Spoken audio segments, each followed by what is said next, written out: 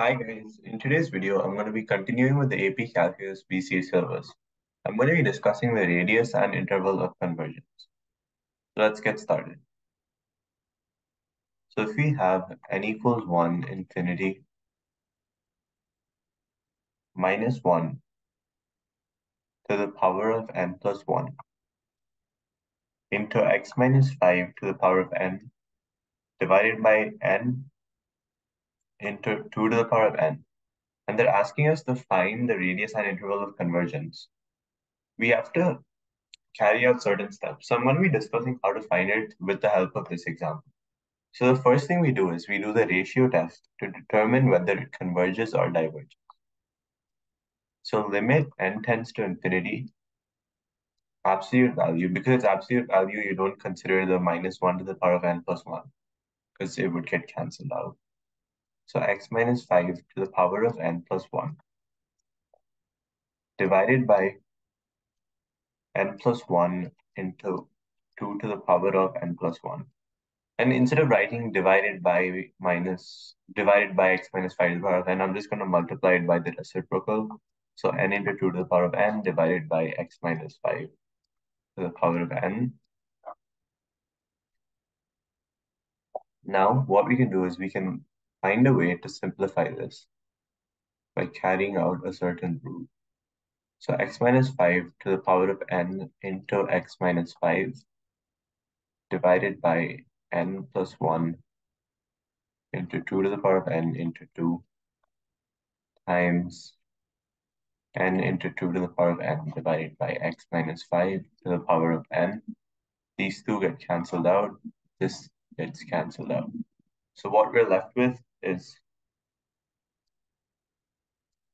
limit n tends to infinity n into x minus 5 divided by 2 into n plus 1.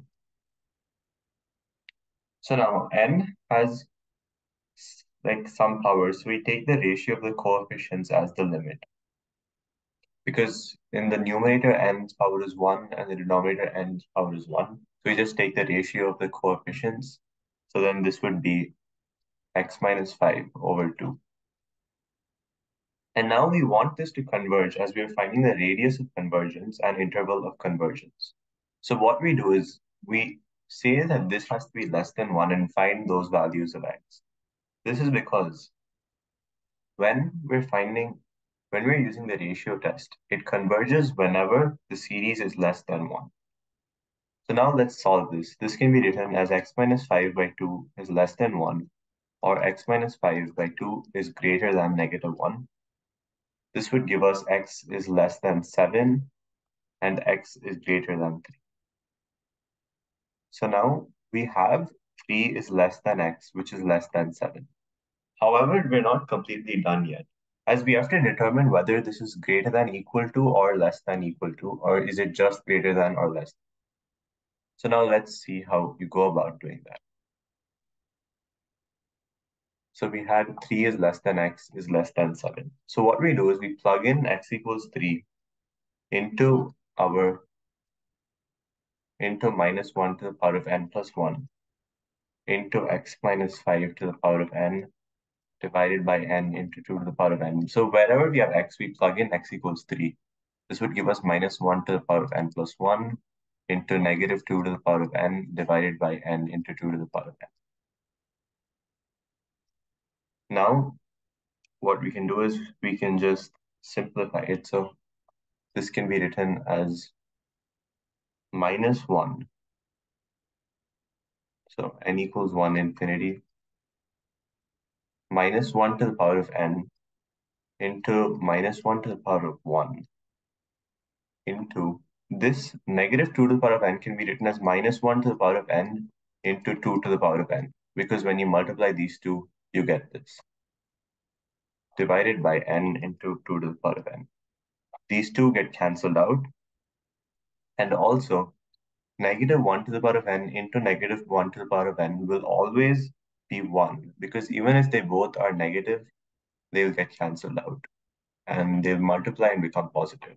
This will always be 1, so we're only left with minus 1 to the power of n. and this diverges by the p-series test.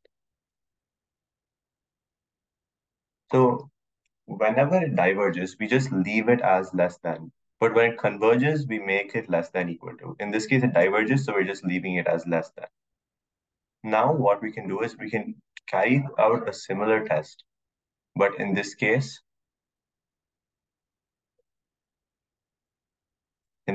let's try it out for 7. 3 is less than x less than 7. We know that this is stays as the sign and it doesn't change to equal to.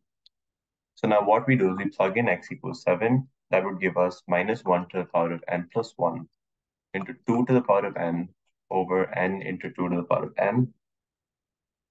This leaves us with n equals 1, infinity minus 1 to the power of n plus 1 over n as they get cancelled out. Now we can use the alternating series test to see if it converges. And yes, it does converge by the alternating series test. It converges because all 3 conditions are met. You can check if these conditions meet also to clarify. Because it converges, this would become less than equal to. So x is greater than 3, which is less than equal to 7. So this is our radius of convergence, or ROC, radius of convergence. The interval of convergence, so sorry, this is our interval of convergence. This is our IOC, interval of convergence. Our radius of convergence would be the distance between, so we have 3 and 7, right? 3, 7.